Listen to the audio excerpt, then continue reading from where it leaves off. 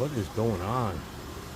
We are just racing some GG-1s in the twilight. I don't even know where they are. Oh, that's in the repair track.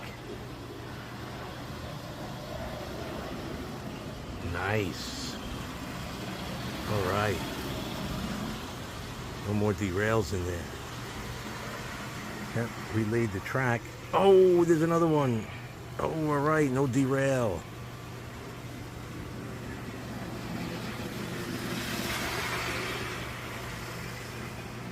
I unhooked them from the cars so they could just run around and prance without having to worry about tugging something along.